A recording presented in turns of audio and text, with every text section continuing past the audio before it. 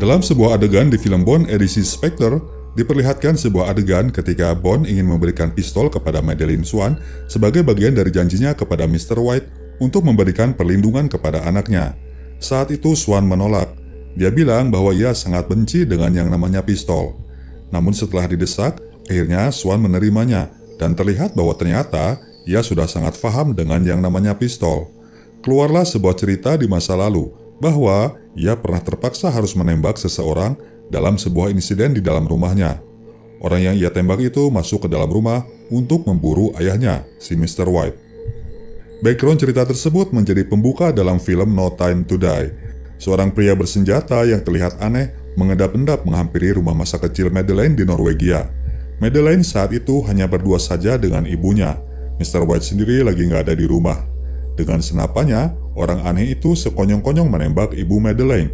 Madeleine hampir jadi korban juga, namun ia berhasil membela diri dengan menembak si penteror rumah mereka dengan pistol milik ayahnya. Ia pun kemudian berlari menuju sebuah kabin di seberang dengan melintasi danau yang airnya sedang membeku. Dalam pelarian tersebut, es yang ia pijak kemudian retak dan membuat Madeleine terjatuh masuk ke dalam air. Safin, sang pemburunya ini, ternyata malah nggak tega melihat seorang bocil tenggelam di dalam air. Jadi alih-alih membunuh Madeleine, ia kemudian malah menolongnya.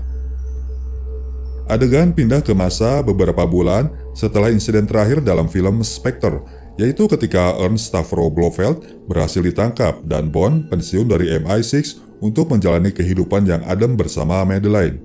Mereka tinggal di Matera, sebuah kota kecil di Italia. Ketika Bond sedang mengunjungi makam Vesper, pembunuh kiriman dari Spectre tiba-tiba memburunya. Mereka telah mengetahui tempat Bond berada. Bond memang berhasil kabur dengan Madeleine, tapi ada hal dalam insiden tersebut yang membuat Bond percaya bahwa Madeleine telah berkhianat kepadanya. Bond heran gimana bisa orang-orang Spectre tahu lokasi dia sekarang.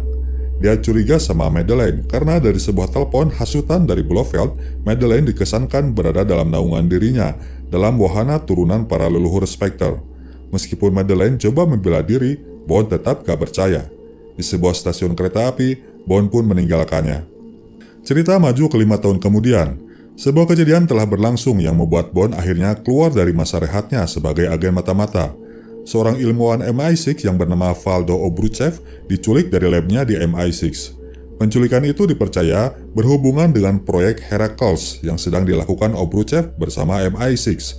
Mereka sedang mengembangkan sebuah senjata biologi yang mempergunakan nanobots, di mana senjata ini bekerja seperti virus, ditebarkan lewat sentuhan dan mengandung info DNA tertentu yang akan memberi efek terhadap orang yang memiliki DNA tersebut. Bond yang saat itu udah tinggal di Jamaika didatangi kembali oleh Felix Leiter yang datang bersama Logan S, rekannya sesama agen CIA. Felix meminta bantuan Bond untuk mencari Obruchev, namun saat itu Bond menolaknya. Berikutnya, Bond bertemu dengan Nomi, seorang agen MI6 yang memiliki kode 007 pengganti dirinya di MI6. Nomi memberitahu Bond perihal proyek Heracles dan saat itulah Bond jadi tergerak untuk turun membantu. Penyelidikan Bond membawanya untuk pergi ke Cuba untuk mengintersep sebuah pertemuan yang akan diadakan oleh Spectre. Di Cuba, Bond bertemu dengan Paloma yang juga merupakan seorang agen CIA rekan dari Felix Leiter. Berdua mereka mengintip pertemuan tersebut untuk melacak keberadaan Obruchev dalam pertemuan itu. Blofeld yang memimpin pertemuan tersebut dari dalam penjara dengan mata bioniknya menginstruksikan mereka agar membunuh Bond dengan senjata nanobots. Namun ternyata nanobots tersebut sudah diprogram ulang oleh Obruchev yang malah jadi membunuh sebuah anggota Spectre. Bond pun selamat. Bond akhirnya bisa menangkap Obruchev dan membawanya ke hadapan Felix Leiter. Namun sebuah kejutan terjadi. Logan S, rekannya Felix ini ternyata adalah agen ganda yang bekerja untuk Safin. Dia juga yang telah membocorkan info kepada Blofeld bahwa Bond bakal datang ke pertemuan tersebut. Terdesak karena identitasnya terungkap, S pun berontak dan terjadilah pertarungan yang berakhir dengan kematian Felix Leiter. Bond pun balik ke London dan menemui mantan rekan-rekannya di MI6. Moneypenny dan Q mengatur pertemuan antara Bond dan Blofeld di penjara untuk mencoba menemukan Obruchev. Di tempat lain, Safin mengunjungi dan memaksa Madeleine agar ia menginfeksi dirinya sendiri dengan dosis nanobot untuk membunuh Blofeld karena dialah yang telah berhubungan dengannya sejak dia di penjara.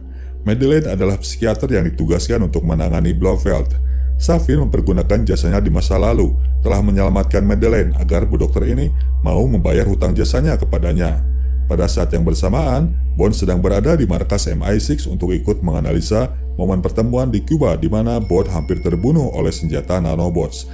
Ketika Bond bertemu Madeleine di sel penjara Blofeld, Bond menyentuhnya dan tanpa sadar telah menginfeksi dirinya sendiri sebelum Madeleine pergi. Bond pun datang menemui Blofeld. Gembong teror ini mengaku bahwa dia melakukan penyergapan di makam Vesper agar terlihat seolah-olah Madeleine telah mengkhianati Bond. Hal itu memang niatan dari Blofeld untuk memisahkan pasangan ini. Bond yang marah bereaksi dengan menyerang Blofeld dan secara tidak sengaja menyebabkan nanobots yang menginfeksinya berpindah ke tubuh Blofeld dan kemudian membuatnya terbunuh. Merasa bersalah karena telah menuduh yang enggak terhadap Madeleine, Bond pun mendatanginya ke rumah masa kecil Madeleine di Norwegia. Setelah meminta maaf, Bond dan Madeleine pun rujuk. Namun yang tidak diduga, di sana Bond baru mengetahui bahwa Madeleine telah memiliki seorang putri berusia 5 tahun. Anak itu bernama Mathilde, yang Bond kira hasil buah hubungan mereka sebagai suami istri, tapi ternyata itu tidak diakui oleh Madeleine. Perbincangan mereka pun mulai sampai pada bahasan seorang Safin. Madeleine membawa Bond ke bekas ruangan kerja ayahnya dulu, di mana di situ terdapat banyak dokumentasi masa lalu di Spectre. Dia pun kemudian bercerita bahwa suatu waktu Mr. White pernah ditugaskan oleh Blofeld untuk membunuh seorang ahli racun di organisasi mereka. Mr. White berhasil menuntaskan tugasnya, membunuh suami istri ahli racun tersebut yang merupakan orang tua dari seorang Louisiter Safin, dan itulah motif dari seorang Safin untuk memberantas organisasi Spectre. Namun setelah berhasil membalaskan dendamnya, Safin ternyata malah terus mengamuk. Orang ini yang jadi terobsesi kepada Madeleine. Dengan bantuan Ash dan gengnya, mereka mengejar Bond, Madeleine, dan Mathilde. Meskipun Bond akhirnya berhasil membunuh Ash dan komplotan premannya, Safin berhasil menangkap Madeleine dan Mathilde.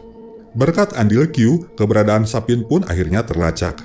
Dia sedang berada di sebuah lokasi bekas pangkalan rudal di sebuah pulau kecil di antara kepulauan Jepang dan Rusia. Bond dan Nomi berangkat dan menyusup masuk ke markas Safin di pangkalan rudal itu yang sudah berubah menjadi pabrik nanobot, di mana di sana Obruchev memproduksi teknologi baru itu secara massal yang memungkinkan Safin untuk bisa membunuh jutaan orang. Dalam proses tersebut, Bond membunuh banyak anak buah Safin, sementara Nomi membunuh Obruchev dengan mendorongnya masuk ke dalam tong nanobot. Madeleine lolos dari penyekapan, sementara Safin melepaskan Mathilde.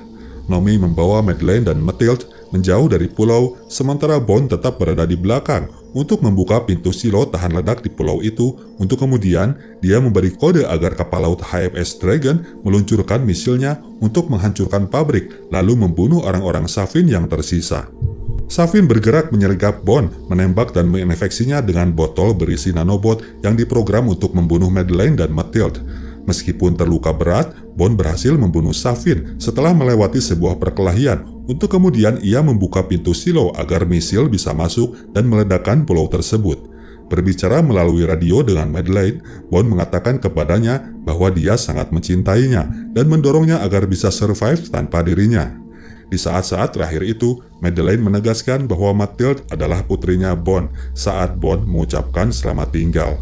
Rudal pun menghantam pulau tersebut, menghancurkan pabrik nanobot dan membunuh Bond. Di kantor MI6, M, Moneypenny, Nomi, Q, dan Tanner minum untuk mengenang seorang James Bond. Saat Madeleine membawa Mathilde ke Matera, dia bercerita tentang ayahnya, seorang pria yang handsome dan gagah perkasa. Namanya adalah James Bond. Demikianlah ceritanya Bro Dansis. Untuk pertama kalinya dalam franchise film Bond, sang tokoh utama ini diceritakan meninggal. Sudah jelas ini memang penanda dari berakhirnya era James Bond versi Daniel Craig. Namun apakah ini akhir era dari Bond?